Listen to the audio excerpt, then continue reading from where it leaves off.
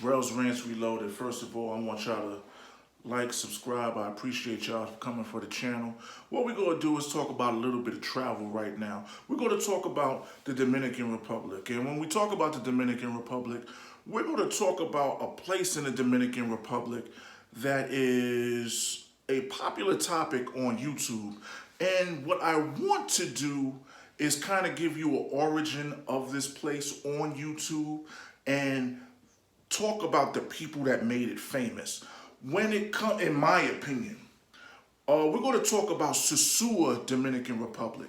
Now, with the inception of YouTube, you have a whole bunch of broad categories of people that make videos. And when it comes to travel, you started to, well, when YouTube started becoming bigger in the travel spectrum and people started monetizing and getting money off of it, the early days before what it is now, because right now I feel it's just the wild, wild west, especially with the Dominican Republic and places where black men travel pretty much for women at the end of the day, because that's what it is now. But when you talk about travel, you had certain people that were the designated mouthpieces of certain destinations. When it came to, especially when it came to men going to countries to either deal with prostitutes or find love and get away from the quote unquote matrix woman. Just go to keep it real. And big disclaimer, I'm a married fucking man. I'm not single. I ain't gonna front like I am. I'm just showing you and telling you what I know and seen in the past, when I would say it started to get popular on YouTube, and before a lot of countries started shutting down certain people for making videos on their country and promoting quote unquote sex tourism or just one sort of demographic of people coming to their country. At the end of the day, I want to say maybe 7 to 8 years ago, you had a brother, like I just said, there were brothers that were mouthpieces for certain countries. On the Brazil side, you had a brother, his name was Charles Tyler. He passed. He made a big group and a movement behind brothers going to Brazil, and he would give a lot of content about going to Brazil as a African-American male. Now, you had a lot of Caucasians and Europeans making videos, but they were like vacation videos and not to go to Brazil to stay and live, this, that, and the third. The brother Charles Tyler, rest in peace, he was more on going to Brazil, creating a life there, making money outside the quote-unquote matrix, and living prosperously and having fun and having a good time. Unfortunately, he passed away in Brazil, and dudes took over his Facebook page, and now they monetize the shit out of it and get other dudes to go on, I want to say, overpriced tour packages to Brazil. Like for people, it's like going to Brazil for dummies, like people that don't know no better, that, you know, you shouldn't be spending $1,200 to $2,000 on a tour guide. But that's not neither here nor there. But he was the mouthpiece for Brazil when it came to black folks that I knew about. And it's funny because like when you typed in Brazil, his name would come up and he wouldn't even be in the country. He would just be talking about he's going back, and then when he went there, he would create content. When it came to Sosua, the Dominican Republic, there was only 2 people, I want to say 7 to 8 years ago, that consumed that space of videos and giving content and education. Just not these videos that you have now, and we'll get to that later.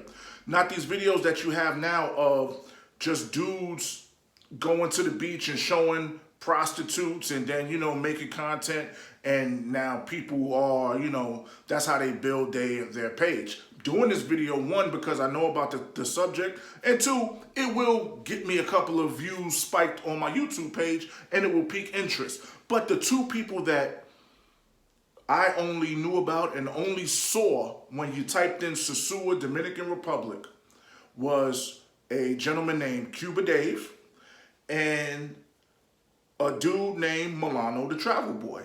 This is 7-8 years ago. This is not 2020. This is maybe 2013, 14. Somebody in the comments might correct the years that it was, but it was a couple of years ago. It's not what it is today when you do your searches on Sosua Dominican Republic.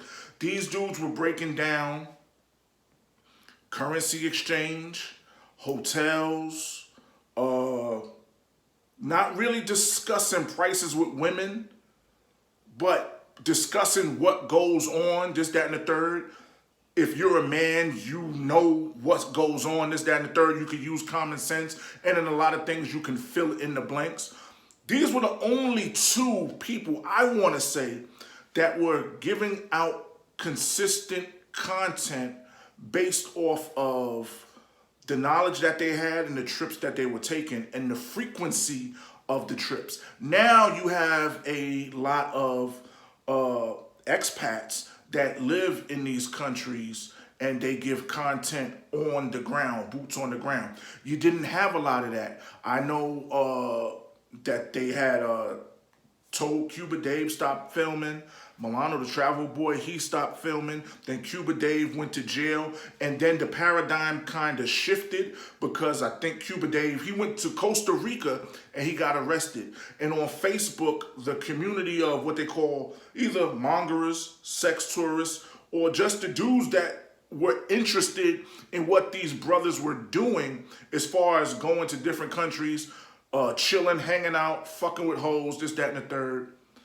The paradigm of that kind of shifted and a lot of guys started, I would say when Milano and Cuba Dave were doing it, you had a couple of guys trying to do it, trying to jump into space. But then when Cuba Dave got arrested, a lot of people scaled back. A lot of people took all their content off the internet because they didn't want to go on trips and then on their way back get arrested by the authorities or get pulled to the side and get their stuff confiscated and looked through, this, that, and the third.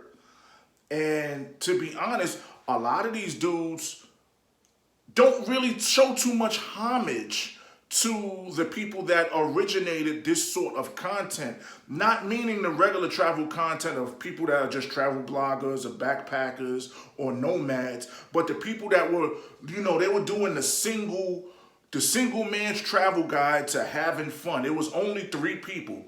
Like I said, it was Cuba Dave, Milano the Travel Boy, and those 2 dudes, they spoke more about prostitutes.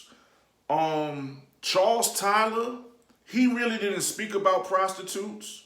He basically spoke about going down there and finding a nice looking Afro-Latino woman in Brazil. But at the end of the day, men are men, and you know, you could pour sugar on shit and it's still gonna be shit. Everybody knows what the real business is. You ain't gotta be a rocket scientist, and you can look at some of their videos. You know, some of the women that they had on there were paid for play, but that's their business. The truth is the truth, the fact of the fact, and the fact of the matter is that's what it was. Now we bring it up to 2020 with Cuba Dave going to jail, coming out of jail, literally retiring. Milano the Travel Boy, he was making his content. He was off and on about it.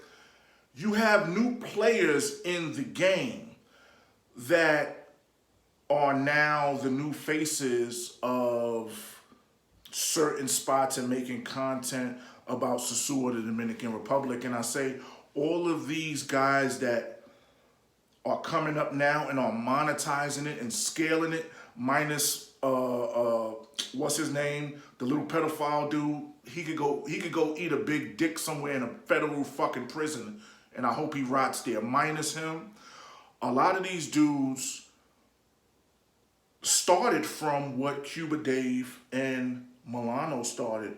Tailor Made Dreams. He's another dude that's in Sosua. He has good content. Doesn't really talk about prostitutes and hookers, but everybody know if you go through a Sosua search on YouTube, most of the videos get straight to the point about how much to pay, how much not to pay. I got robbed by a hooker. This would happen. Boom, boom, boom, boom, boom, boom, boom, boom, boom, boom.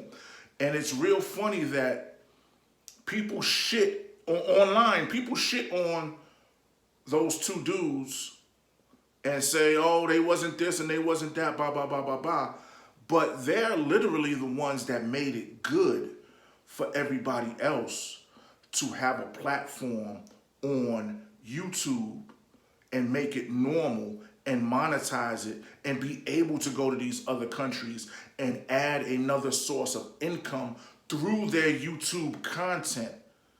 If it wasn't for them dudes, they were really pioneers in this shit. If it wasn't for them dudes, a lot of these dudes really wouldn't know about going to these different countries where they fuck with these video bitches or video vixen looking chicks with the long hair and look like they came out the Snoop Dogg video with him and Pharrell. A lot of these dudes would still be in the dark ages and probably wouldn't know about these spots unless they were informed by someone else.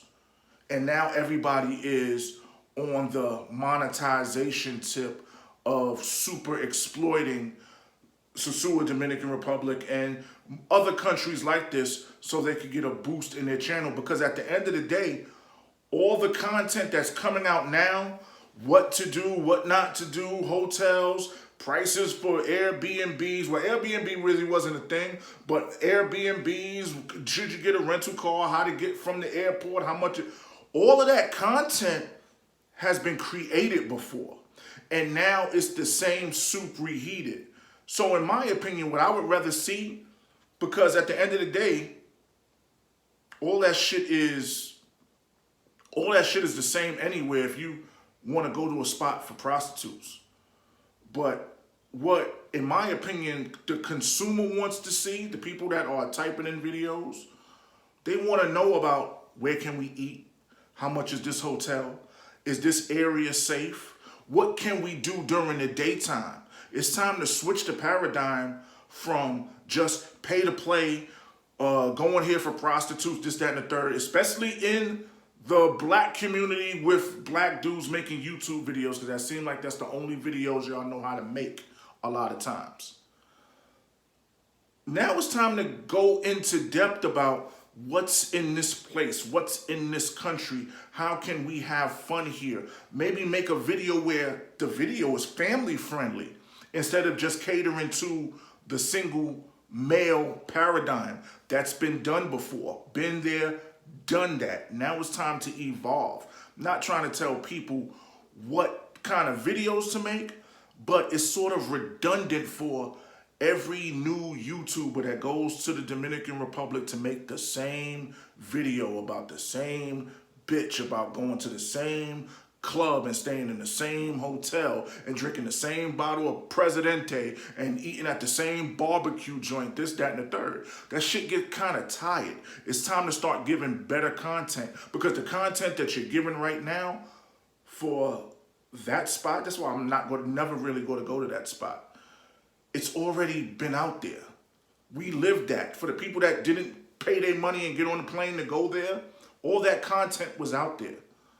Now it's time to kind of step it up and get off of it. Like, you got dudes that call themselves spokesmen on certain places in the Dominican Republic, or the boots on the ground, or the verified sources. They don't even make videos that are in the areas or in the streets, or show the beach or show this restaurant. That's what I would like to see. That's what I would like to subscribe to. It's a brother, dark-skinned brother, I forgot his name. He has a good channel. He goes to Colombia. He speaks a lot of Spanish. He goes to different areas. It's rarely about women. He has women in his videos, but it's rarely about women. It's never about prostitutes. And he gives information. when it comes to these sorts of videos and these sorts of places, everybody knows what the fuck goes on. The cat's been out the bag.